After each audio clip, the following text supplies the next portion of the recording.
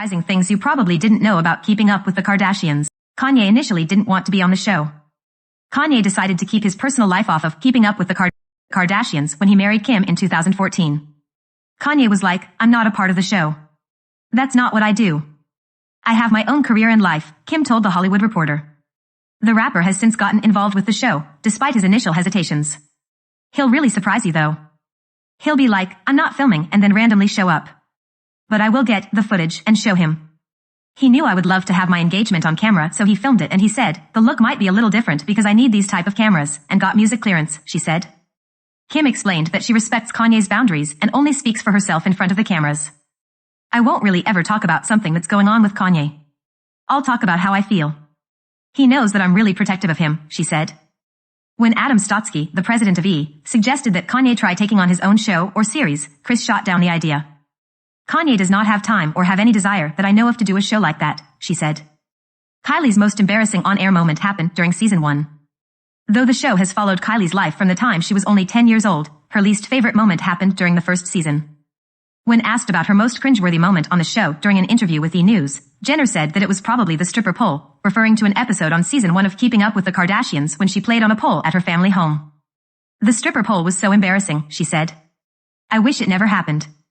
Kylie and Kendall later made a fake Girls Gone Wild video, which sparked a major controversy at the time. The original goal of the show was to direct attention to the family's clothing stores. In a 2014 episode of Beyond Candid with Juliana, Kris admitted that she initially used the show as a marketing tool for the family's stores, Dash and Smooch.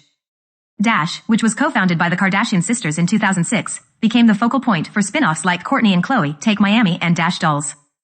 Kim echoed Kris' statement during a 2015 interview with Variety, stating she never predicted the show's success. "When the opportunity for our TV show came about, I wanted to do it to bring attention to our stores," she said. "I was thinking this might not last very long, but will grow a great business and expand online. I thought it would be great press. I didn't think it would turn into what it turned into." In 2018, Kim released a statement announcing that they were closing the Dash stores, which had brick-and-mortar locations in Los Angeles, New York, and Miami. The family had brand new iPhones dropped off for filming each week during the pandemic. The reality stars continued filming season 19 of Keeping Up with the Kardashians during the coronavirus pandemic, executive producer Farnaz Farjam told Elle. Because a camera crew wasn't categorized as essential under California's stay-at-home orders, the family was tasked with capturing their own footage. Farjam worked with the Kardashians to create a detailed system, which required a brand new iPhone for filming each week. A photographer and technician set up properly lit rooms for confessionals and iPhone-compatible tripods in Kim and Khloe's homes. All of the equipment was thoroughly sanitized, Farjam explained, adding that the family waited at least 24 hours before entering the room where the gear was stationed. Each Monday, a showrunner wearing protective gear collected the iPhones and dropped off brand new smartphones to the family's security teams to begin the next cycle of recording. Producers considered naming the show Kardashians, Crazy with a K and Living Kardashian. Before the series first aired in 2007, producers struggled to find the perfect name for the show. In an interview with The Hollywood Reporter, Damla Dogan, the senior vice president of development and programming at E!, said that several titles had floated around for the series, but none really stuck. When Farjam showed up to a meeting without any ideas, she said she was too busy keeping up with the Kardashians as an excuse. "It was a hit. I came up with it on accident because I was living it," Farjam said. Khloe said she won't let her daughter True Thompson watch Keeping Up with the Kardashians until she's 13 years old. After Khloe announced that her and Tristan Thompson's baby was a girl on an episode of Keeping Up with the Kardashians, she shared a post called "My Hopes for My Daughter." The letter outlined plans for Khloe as a parent, including her decision not to let True watch her first episode of the reality show until she turns 13. She also said that she plans to raise her daughter to have an abundance of self-love and won't allow True to go on her first date until she's 15.